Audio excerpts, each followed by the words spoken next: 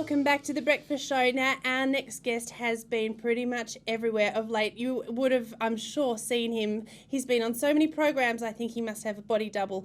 There must be a Stephen A. Amos, a Stephen B. Amos, and perhaps even a Stephen C. Amos. We're fortunate enough to have Stephen K. Amos joining us on the panel now. How are you, Stephen? Hello. It's so early in the morning. Yeah, Yes, welcome. And this is the real me, by the way. It is a real you? It's the real me. Touch. Do you normally? It is. It is. Definitely. It's Okay. a real Oh, yes, one. it's okay, man. It's the smell that I recognise. Oh, yeah.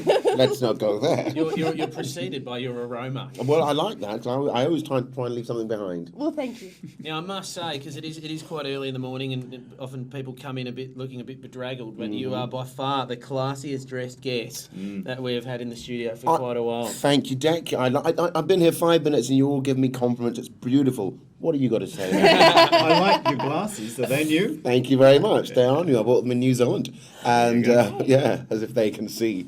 But yes, what? It doesn't cost anything to dress up, does it? You know what I mean? Yeah.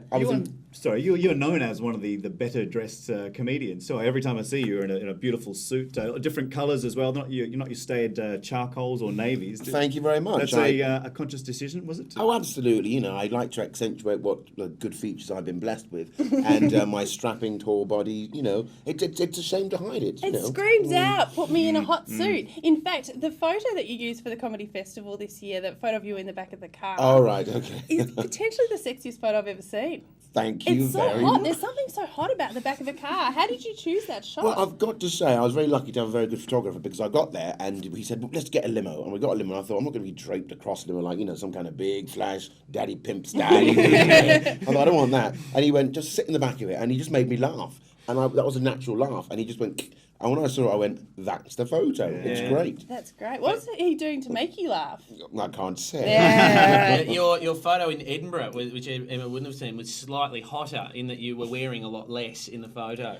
I've got to be honest, I took that photo. I came back from Australia, went straight to a photo shoot in London, and there was a sofa there, and the show in Edinburgh was called All of Me, and I thought, actually, let me show all of me.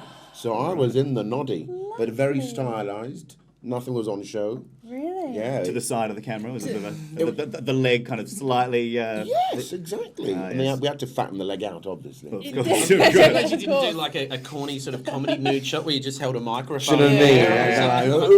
No, it was just me sitting on a sofa like that, side on. It looked quite nice. I'll get you a copy. Did you do any airbrushing? Do you have the option of the airbrush? Do I need airbrushing? Well, I don't Look at know. my I don't know. beautiful Have I face. only ever Sorry, seen the Steve. airbrushed you? I don't know. You'll have to get nude and then I'll tell you. Well, There you go. Hang on a So second. you're here to talk about your Fringe show. yes, my Fringe show. I'm looking forward to the Fringe. Yeah, do you like the Melbourne Fringe? Well, to be honest, I've never been to the Melbourne Fringe. Oh, okay. I've been to the Melbourne Comedy Festival. That's why I love this city. There's always something happening. But do you not ever sleep? No, we There's don't. the Our food appearances festival. are tested to that There's fact. something going on all the time, and I'm looking forward to the Fringe because it's kind of offbeat and kind of left field. I'm looking forward to seeing different things. Do you see it, because not being a Melbourne Comedy Festival, different audience, different expectation, do you see it as a chance to sort of play around with it a bit, experiment a bit more? Experiment a bit more, but obviously still give the people a funny show, and also because I know that from my show here last time that a lot of people didn't get a chance to see it, so I'm going to bring elements of that back and play around a bit for about maybe 15-20 minutes, try and work out some new stuff and see what they let me get away with. Yeah. So when you're trying out new stuff, do you try it out a bit at a time, or do you got a whole new 15-minute bit and you get up there because you get 7 minutes into a new 15-minute bit? No, you don't do that, do you? No, that's a suicide. Yeah, No, that's what I thought it was called. What you'll do, you'll try little bits and kind of drop them in where the audience aren't really expecting it, so that by the time you work it through, a good 50 minutes will be a good 50 minutes. If you risk putting a new 50 minutes in straight away,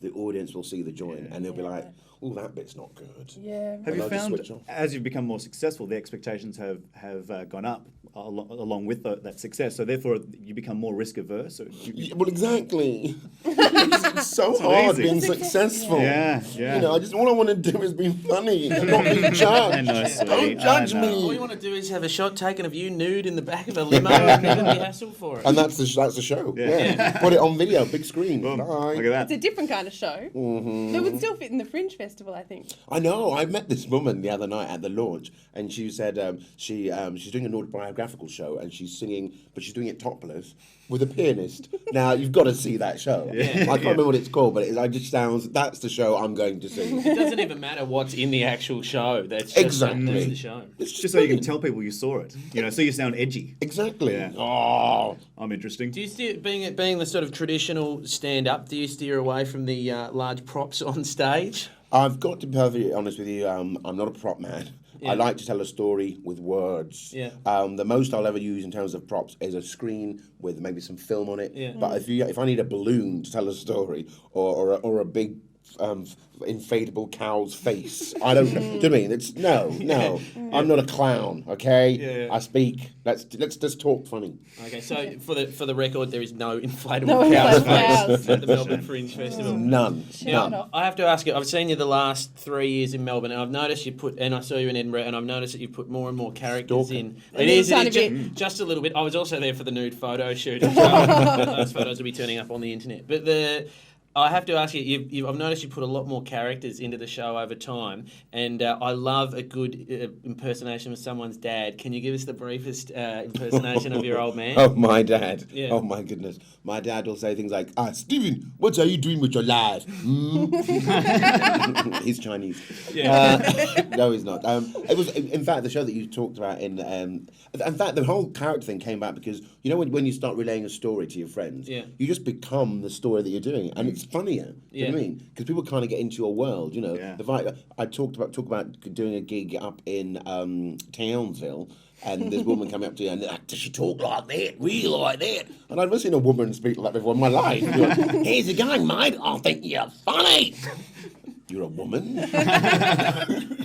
Hilarious. And people just get into it. I think it's really quite nice. Yeah. do you pick up stories while you're travelling, or do you find that your eyes down first number, you're kind of just concentrating on the show when you're travelling around? I love the show tends to kind of grow as the more you do it because elements happen. You find a different way of saying something, or someone in the audience says something that gives you a nice flip on it. It's great. I got into a studio yesterday, and the first thing the presenter said to me is, "So, what do you think about the bananas?" I was like, "What?"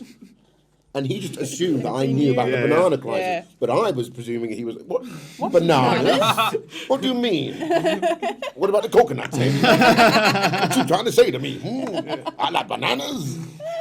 And he just went red. It was hilarious. I bet he did. So that'll be in the show. Yeah. That's fantastic. Do you feel like we all like to adopt people? We adopted Tom Cruise for a while in Australia when he was married to Nicole Kidman, and we quite like adopting people from other countries. Oh. Split Ends, Russell Crowe. They're not Australian, but we like to say that they're Australian. Okay. So the Russell Crowe one, not sure why. But we could easily adopt you. I can sense this kind of thing, this movement happening to Stephen K. Amos. Yeah, he's Australian, isn't he? Oh, I think How would you feel about that? I would love to be an honorary Aussie. Really? Yeah, because being from the motherland, it's quite nice to come back and see you little people now and again. And See how we've evolved. Yeah. bring a few bananas with me. Here you are. Fight. Have a Fight, treat. all of you. No, I'd love that. Get little cardboard cutouts of me and stuff like that. Big badges. Yeah. Not badges, badges. Yeah, that'd be weird if you actually had your own Stephen K. Amos badge. Badges, yeah. You go, No, all of you, yeah. That'd be great. Work that in. SKA, Scar. Yeah, very good. Oh. Very good. Aussie Look at Scar. that. That's not Yeah. bad. Well, we should plug the show. People can get along and see it. Whereabouts is it on at? It's at the Lithuanian Club. Club. Yeah, there you go. Yeah. I'm dying to see that club. The Lithuanians are going I'm to not even Lithuanian. It is at the Lithuanian Club. People can get details on the Fringe website, which is www.fringe.com.au. Melbourne Fringe. Melbourne Fringe. There you go. Melbourne Fringe. Thank you very much for joining us this very early morning, Stephen. I know. Quickly, you've got a tip for us, West Coast, Sydney Swans. Do you know, anyone who wears a vest and tight shorts shouldn't be playing football. You heard it first. There you go. We're going to take a quick break. When we come back, we're checking in with the news headlines. Don't go away.